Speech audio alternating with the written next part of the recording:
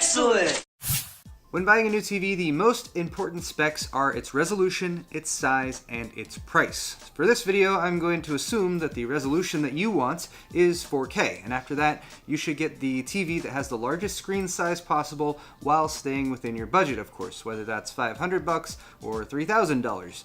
I recently spent just under $800 on this 65-inch 4K LG TV, which I got at Target after my wife spotted it on Slick Deals with a very nice discount. Who, by the way, I would not like to thank for sponsoring this video, because this video is not sponsored by anyone. So LG and Target and Slick Deals can suck it. Not my wife, though. Actually. Point being that I thought you guys might like to hear what my other qualifications for a good future-ready 4K TV were before I made this purchase, since it's probably a popular upgrade item this holiday season. So here are my 4 rules for buying a 4K TV. Rule number 1 is seek the ideal inputs. For most people, this means at least 3 HDMI 2.0A inputs with at least one that is HDCP 2.2 ready. HDMI 2.0A will give you support for 4K 3840 by 2160 resolution as an input. Also HDR, wide color gamut, and all of that at up to 60 frames per second. HDCP is high bandwidth digital content protection, and although we might not like it, we will need that if we want to have support for playing back copyright protected content from an HDCP enabled source. I would also like to throw up DisplayPort here as a potential ideal input, but unfortunately a lot of HD TVs or 4K HD TVs do not have DisplayPort as an input. You would want DisplayPort 1.4 ideally, and that would actually be much more common if you're buying a 4K PC monitor, but let me know in the comments if you actually find a good full-size 4K TV that has a DisplayPort input, because honestly, I would much prefer that to HDMI 2.0A or whatever, if it's available. Rule number 2 is have HDR. Make sure your new TV has HDR support. This is going to separate models that came out this year or last year from models that came out prior to that, earlier 4K TVs, because this is a more recent development. Often this will be listed alongside wide color gamut. With high dynamic range, source material, and an input to an HDR-ready TV, the TV can display a much broader range of colors. And much like the jump from 1080 to 4K, I think it's display technology that makes a big difference, especially when you're viewing it side by side with a non-HDR TV, and it's worth being ready for.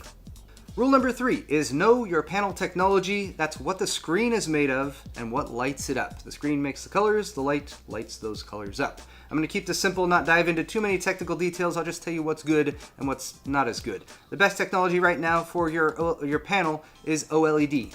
That's just the best available. OLED stands for Organic Light Emitting Diode. It doesn't require a backlight. It's just the panel, which is the pixels that create the color, and then they also light up, so you don't need a backlight for it. So they can be thinner, they use less power. They can also be expensive though, although they are much cheaper than they were last year or especially a few years ago. The second best technology for your panel is LCD in the front and LED in the back. So the LCD creates the colors, and then an LED backlight behind it that shines through and lights it up. Now, LED backlight technology does have a few variations, so we'll start with that. From relatively worst to best, we'll start with LED edge-lit displays. That's actually what I got. It's not terrible, but it's just not as good as an LED full array panel. So edge-lit is the relatively worst. Step up to full array, and that puts LEDs across the entire panel versus just on the sides or the edges.